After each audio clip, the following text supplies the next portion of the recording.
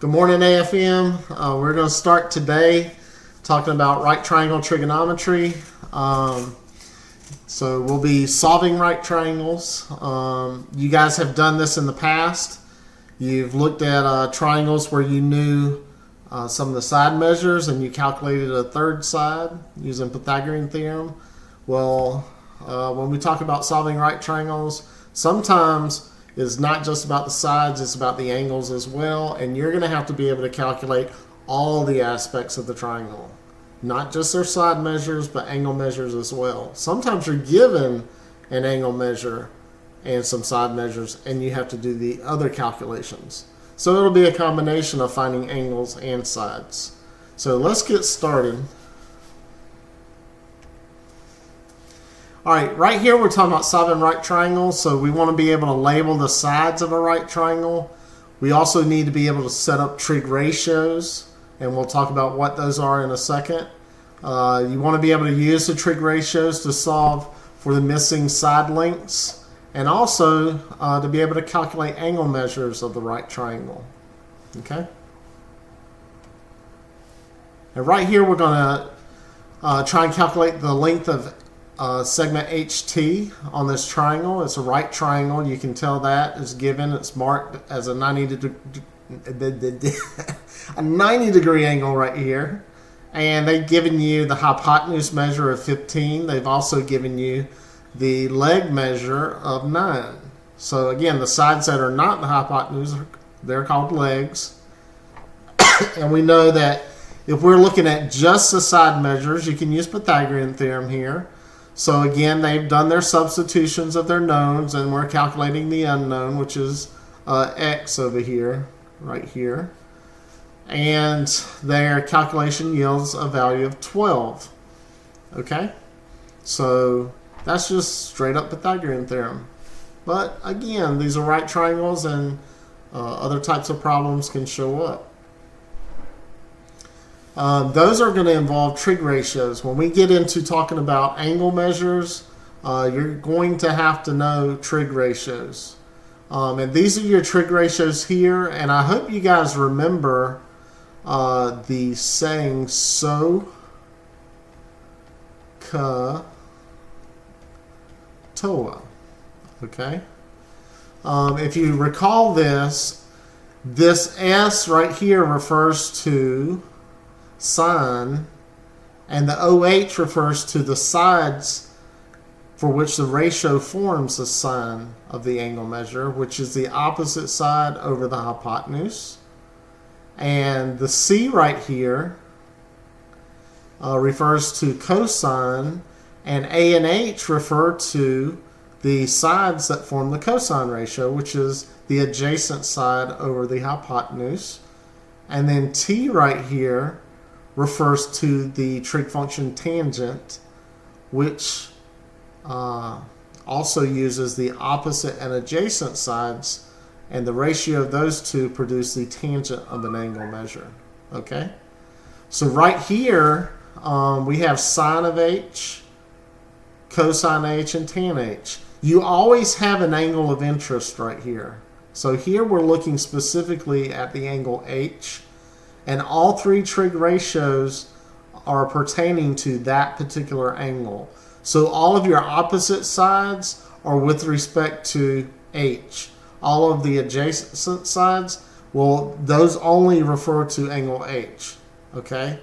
If I look at angle A down here, this segment here, TA, is no longer the opposite side. It would now be the adjacent side. Now for either angle H or A, the hypotenuse stays the same. Okay?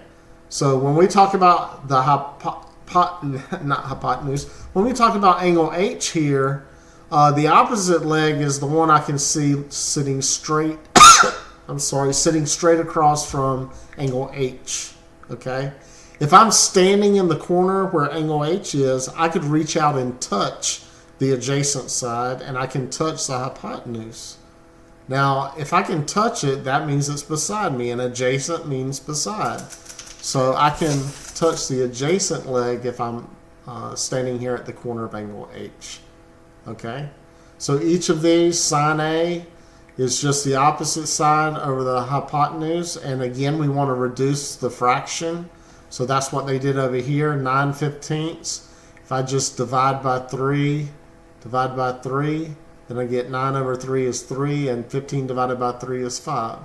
So that's all they've done is taken the ratios and then simplified the fractions. Okay, so let's move on. So here, and I hope this is the right slide. Is this page 4? Let me double check. Yeah, it is. Okay. So calculate the length of side HS. So here, HS is the side that sits across from the 90-degree angle. So that's our hypotenuse. And we want to look at the given information. It looks like we have a leg measure here. But they've also told us something in particular, guys. They've given us that CS and CH, each of those segments are equal. That means this one over here is also 3 times the square root of 2. Okay? So that means we know both leg measures, and we can just use Pythagorean theorem on this one. Okay? So again, you must pay attention to what you're given as far as the triangle goes. Are you given just side measures and you calculate the third side? Are you given any angle measures where you're going to be required to use a trig ratio? Now, if I'm solving this whole triangle, I'm going to have to find the third side, but then I'm going to have to use my trig ratios to determine the angle measures, but not in this case. Why? Because we're looking at an isosceles right triangle, and I already know the angle measures here are 45 degrees and 45 degrees right here. Okay? So all 3 angles add up to 180. That means these two, angle S and angle H, have to add up to 90. And 90 divided by 2, because they're sitting across from congruent sides, these angles are also congruent. They have the same measure. So 90 divided by 2 is just 45. All right? Now, I also know, just to point out, this is one of our special right triangles. Is a 45-45 right triangle. And that means the proportions of the sides are just 1, 1, square root of 2. Okay? So that's pretty easy. So if I were to use this 3 square root of 2, 3 square root of 2, and then I multiply this times 3 square root of 2, 3 square root of 2 times square root of 2 would give me this value of 6 right here. Okay? So I'd easily be able to calculate the third side even without Pythagorean theorem if I knew my proportion of sides on the special right triangle. Okay? Now here is setting up trig ratios. This is what we did before. Okay? If you guys want to pause the video and just look over this, make sure you understand, okay, what's the opposite leg, what's the adjacent leg. Everything depends on whether or not you're talking about angle S or angle H. So I'll let you pause the video real quick and look over these ratios and make sure you understand where they come from, and then hit play and we'll continue on.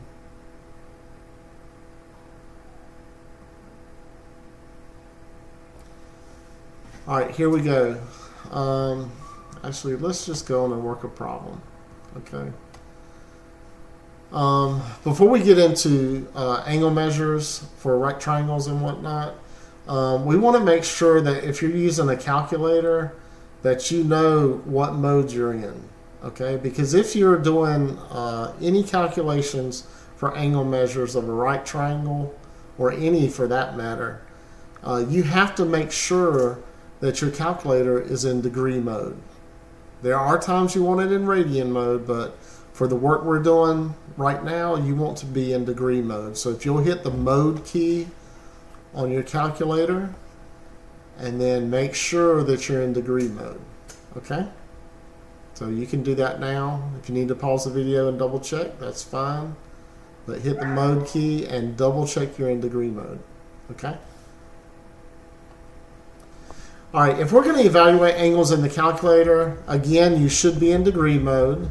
And I am actually going to pull up Desmos graphing calculator, if that's at all possible. So let me click on this and I'll open up my Desmos calculator.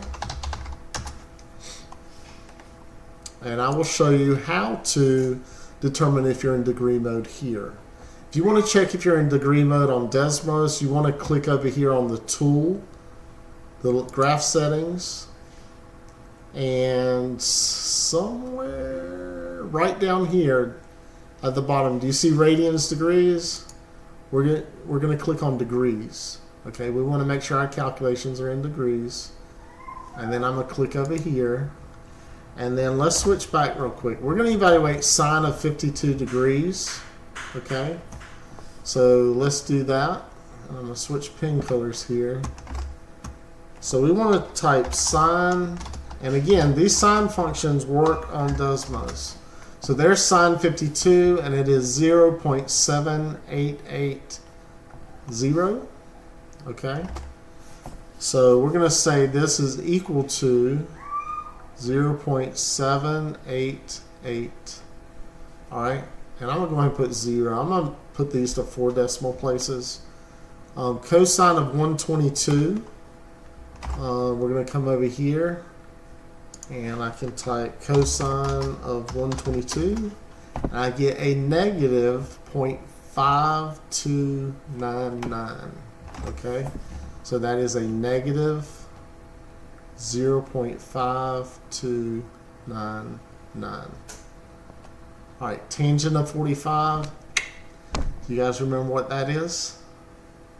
Well, if you remember our special right triangle, tangent of 45 would be opposite over adjacent. The proportions are 1 square root of 2, so it's basically 1 over 1 is 1. So let's double check that and see if that's correct. So we'll do tan of 45, and indeed that is 1. Okay? And now we want sine of 0. Well, sine of 0 is just 0. Okay? If I don't have any angle measure, then it's going to be 0. And if you guys remember us talking about the sine graph, which we did briefly, we'll get into some more of that probably next week. But this right here, sine 0 is 0. Because remember our sine function, if you graph it, it passes through the origin. So at x equals 0, you have sine equal to 0. Cosine 90, let's see what that's equal to. So we'll do cosine 90, and it's equal to 0. Okay? Which you guys would know that if you remember the cosine curve we talked about. And then tangent of 90, let's see what that is. Tangent of 90 is undefined. Okay? You're like, well, how is tangent of 90 undefined? Okay? Well, I'm going to show you how we know that. Tangent of 90. Guys, I know tangent is a ratio of sine over cosine. Okay? Now we just found cosine 90 is equal to 0. Sine of 90 is actually equal to 1. And we can double check that over here. I do sine of 90 degrees. It is equal to 1. So that means tangent of 90, I'm getting a divide by 0. And so that is indeed undefined. Now I do want to point out, when you're doing sine and cosine, they are always going to fluctuate between a negative 1 and a positive 1. You will never get a sine or cosine that is bigger than 1 or less than negative 1. Okay? That is never going to be the case. But tangent, because it is a ratio of sine over cosine, well, that's going to depend on which one's bigger, the sine or the cosine. So that can fluctuate and actually produce a value that's bigger than 1 in magnitude. So one way to double check your work is always to make sure sine and cosine are between negative 1 and 1. Tangent, well, it depends. Okay? So anyways, let's move on. We're going to skip that. Here, they want us to solve for x and y. Okay? So we want to be able to find these two side measures. If I were solving the whole triangle, I could solve for B, angle B right here. That is just 90 minus 61, which should be equal to 29 degrees. Okay? And if you wanted to use that value of angle to do some calculations, you can certainly do that. But we're going to focus all our attention right down here at angle A. Okay? So if I set up a trig ratio, I need to make sure I'm setting up with a trig function that uses my unknown that I'm after and the given information that I'm after. So if I look at angle A, I know that 10 is on my opposite leg and x is my adjacent leg. And then I'm going to ask myself, which trig function actually uses the opposite and adjacent sides? Well, that would be our tangent function. So a tangent of 61 degrees, well, that is equal to the opposite leg over the adjacent leg. Okay?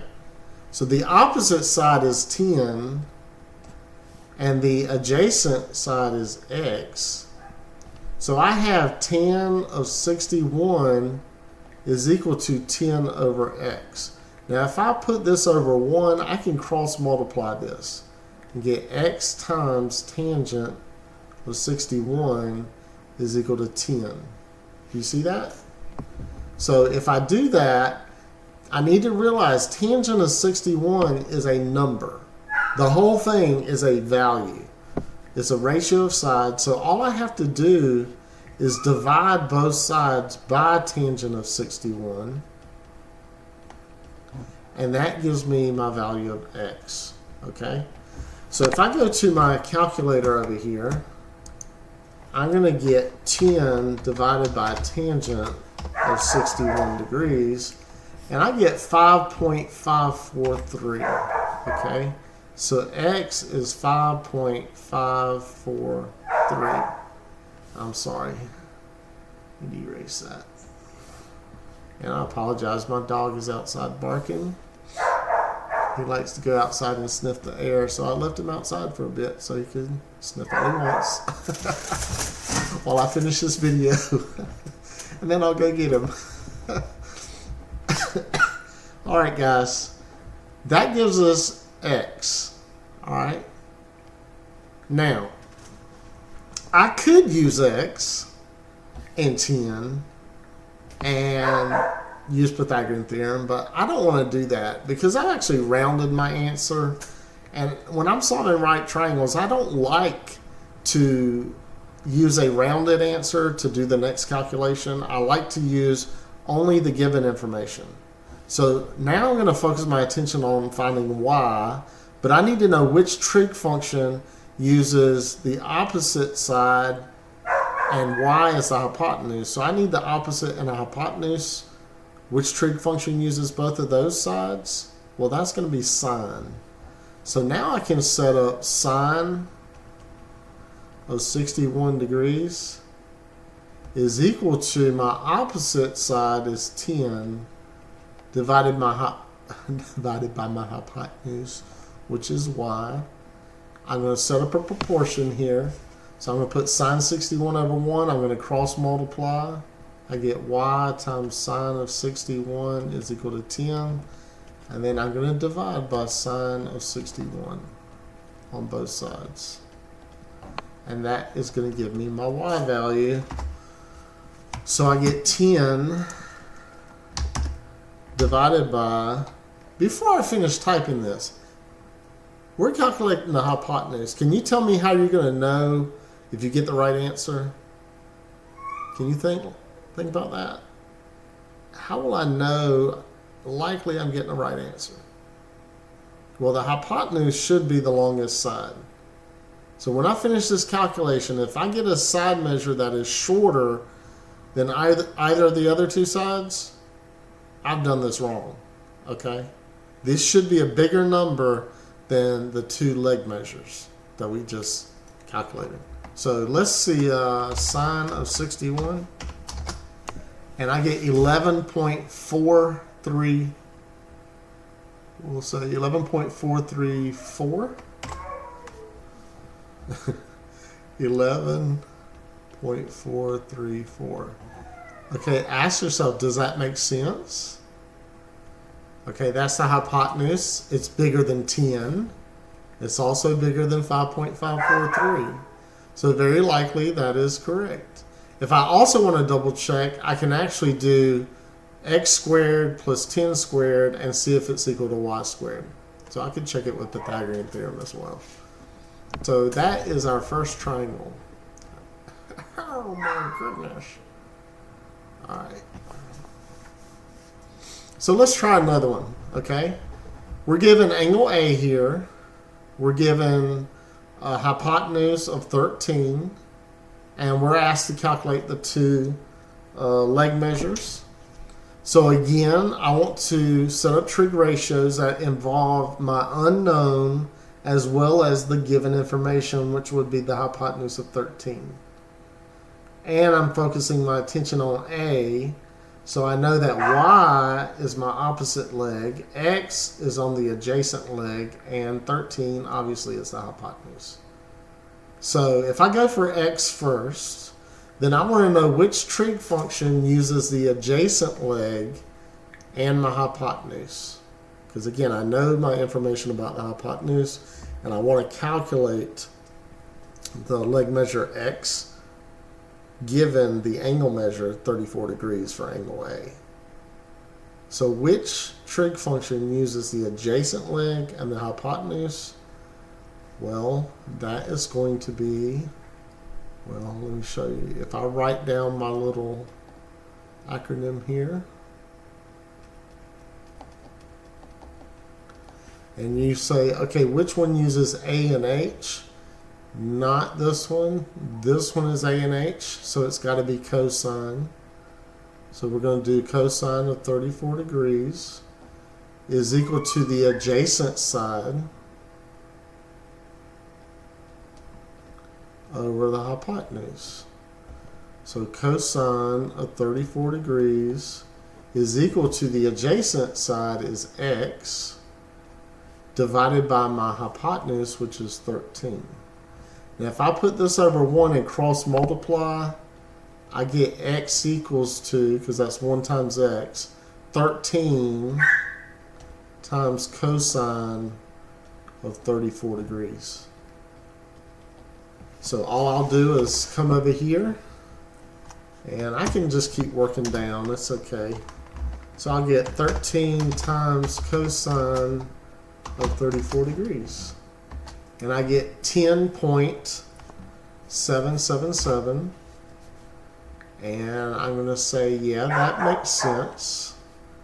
It makes sense because it is less than 13. And I know my leg measures have to be less than 13.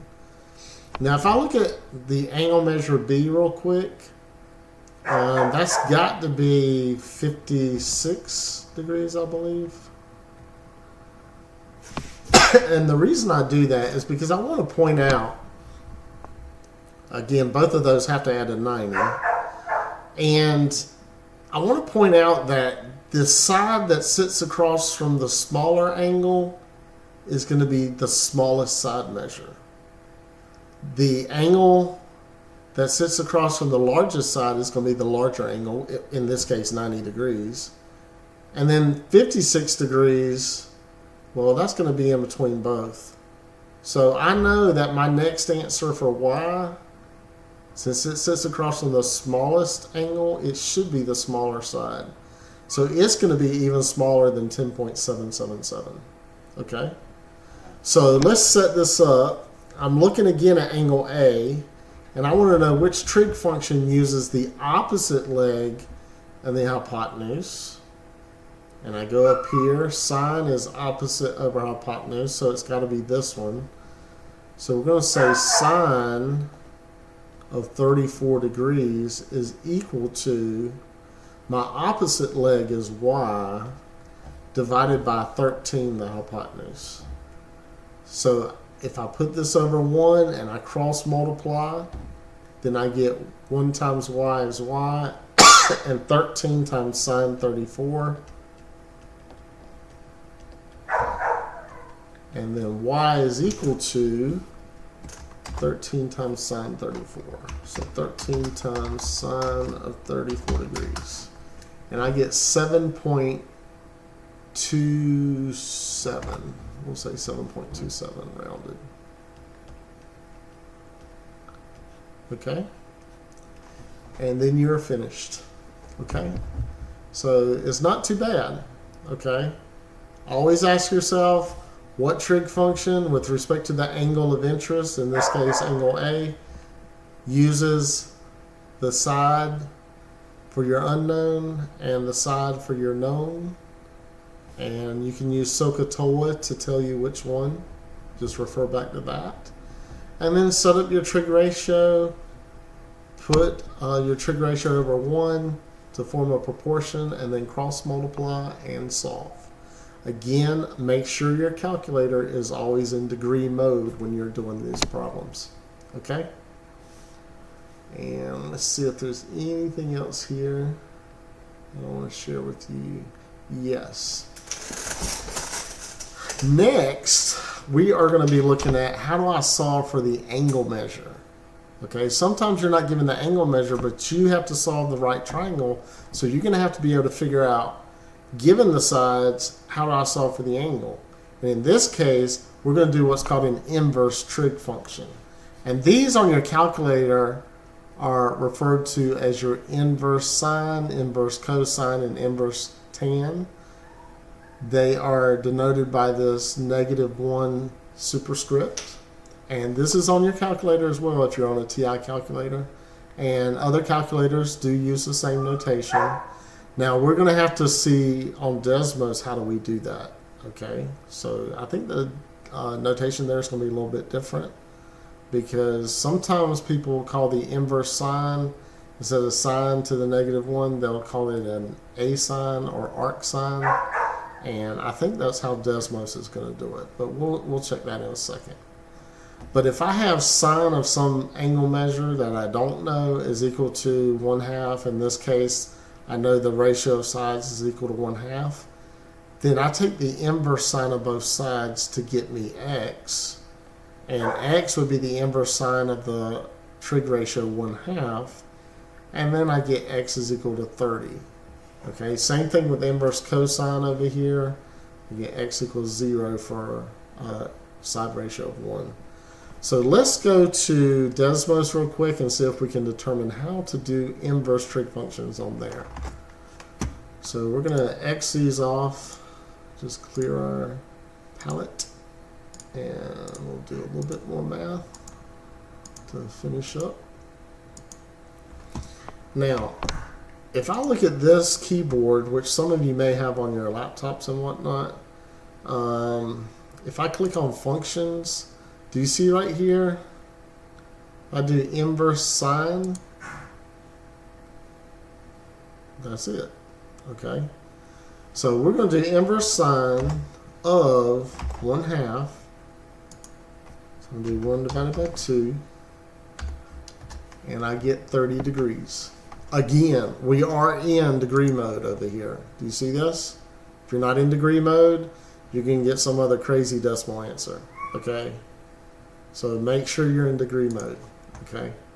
Now, I don't know if it'll take it, but I'm going to try it. Let's do a sine. No, it's not going to take that. So if I'm typing sine to the -1 of 30, will it take that? No, it's not going to take that either.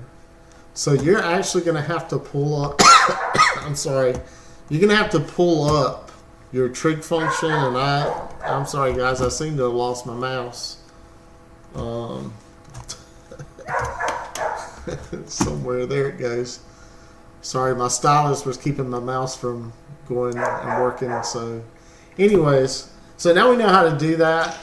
Now if I go ahead and set up my functions here, I can do an inverse cosine right here. And down here I could do an inverse tan. I want to do that. And now all I'd have to do is go back in here and change the ratio and do the new calculation. Okay. So if I'm going to be doing several problems like this, I may want to go ahead and set up my inverse trig functions on Desmos and then just substitute the ratios when I need and do the new calculation. Okay. So let's switch back. And we'll get to the next slide. So right here, use examples. Yeah, we did that. So we're going to, on this one, do inverse sine. They've jumped ahead for us. And they took the inverse trig function of both sides to get x equals. Now if I do the inverse sine of 0.366, I'm going to do 0.366 here. And we get 21.47 degrees. So 21.47 degrees. Okay. Over here, I'm going to take the inverse tan. And tan minus 1 of 3/2. So over here, I'm going to type in 3 divided by 2. And I get 56.31. Okay. So here, x is equal to 56.31 degrees. Okay. Now, I'm going to let you guys try out E and F and see what you get. And you should be able to do this pretty straightforward. Again, make sure you are in degree mode, but practice doing this on Desmos or on your calculator and make sure you can find the inverse trig function. Okay? So if you want to hit pause right now, do E and F real quick, and then hit play, and we'll continue to the next slide.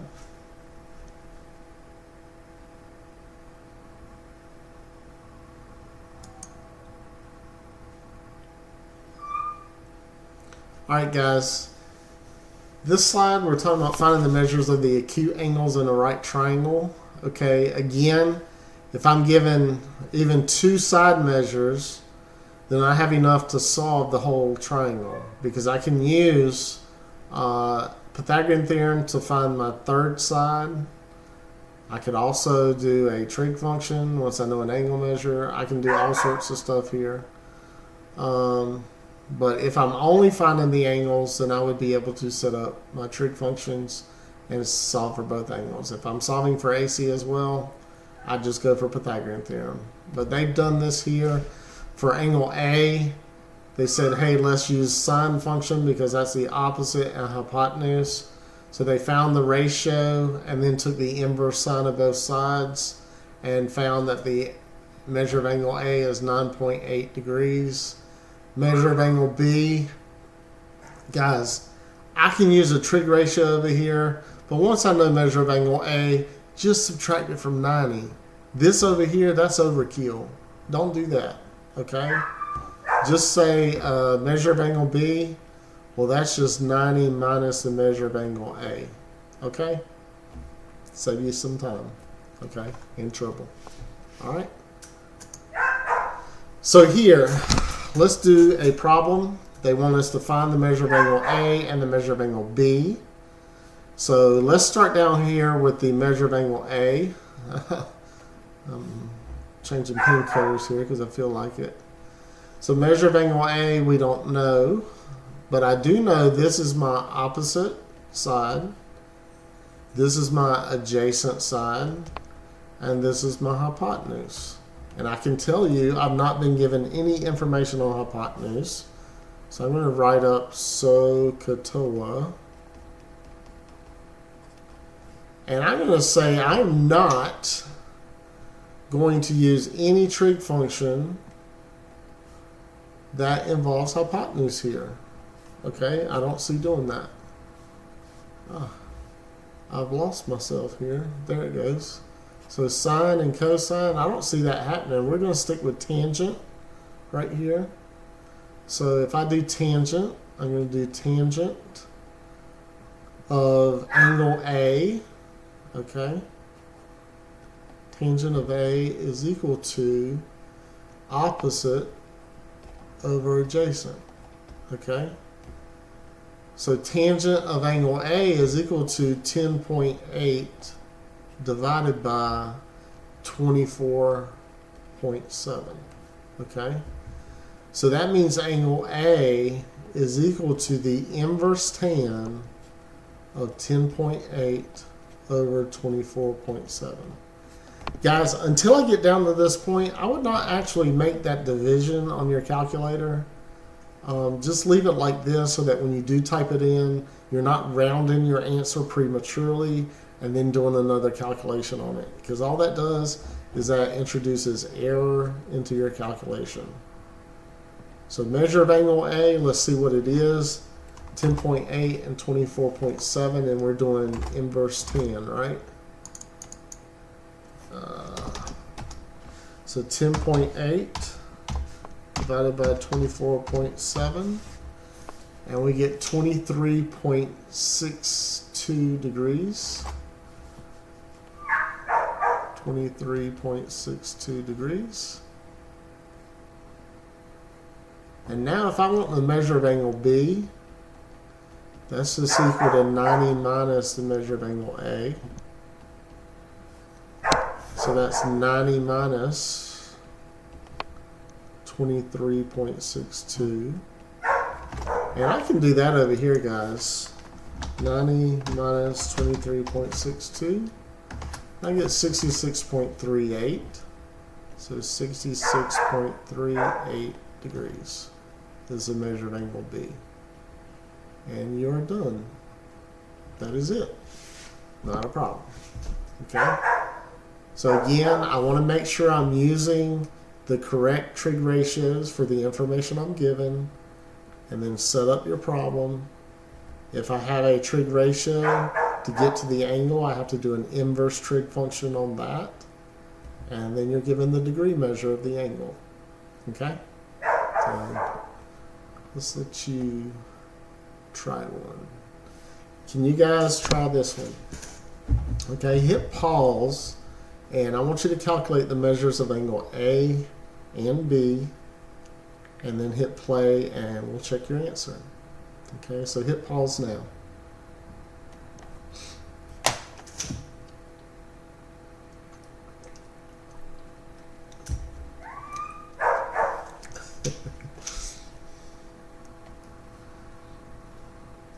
All right, guys, welcome back. I hope you guys were successfully able to solve for the two angle measures, A and B. I am going to start with angle B down here. Okay, so angle B, again, if you guys want to call this a variable, you can call it X. It is perfectly okay for you to call it X. And if I look over here and label with respect to B, then this right here is my opposite side. This is my adjacent side. And this is my hypotenuse. Okay? So if I do SOHCAHTOA up here, SOHCAHTOA, and I look, they've given me information on the opposite side and the hypotenuse. If I go up here, that would be this one, the O and the H. So I want to set this problem up using a sine function. Now you guys might have started with angle A. If that's the case, you're doing an adjacent side and hypotenuse, and you would have started with a cosine function. Perfectly all right. Okay? You make the choice. It's your problem. Okay? So here we're going to say this is a tangent. Sorry, sine. And my brain's switching off or something. Sine of X, we'll call it, is equal to the opposite side, which is 2, over the hypotenuse, which is 7. And we're going to do the inverse trig function on sine of X. And we're getting inverse trig function of 2 over 7. Now I do want you to see the inverse trig function undoes the trig function and gives you back x. Okay, it's kind of like doing a square root on a square. They undo each other. Okay, so here if I go back to Desmos and I do the inverse sine, can you do that, of 2 divided by 7, then we get 16.6. Okay, so x is 16.6 degrees. So the measure of angle B is 16.6 degrees. I'm going to box in my answer. And again, the measure of angle A is just equal to 90 minus the measure of angle B. So I get 90 minus 16.6. And I don't feel like doing that in my head right now. So 90 minus 16.6. And you get 73.4 degrees. And you are finished. I hope you guys got the same answer as I did. If you didn't, I hope you'll look back over your work and see what went wrong. Okay? And that finishes us up for today. I hope you guys are fully capable now of solving your right triangles, being able to find side measures and angle measures. And I hope that when you do your assignment, you'll do very well and get good practice, because on our next lesson, we're going to be applying these principles to actually solve real-world problems. So thank you for your attention, and I hope you guys have a good day and have fun on the assignment. Thank you. Bye-bye.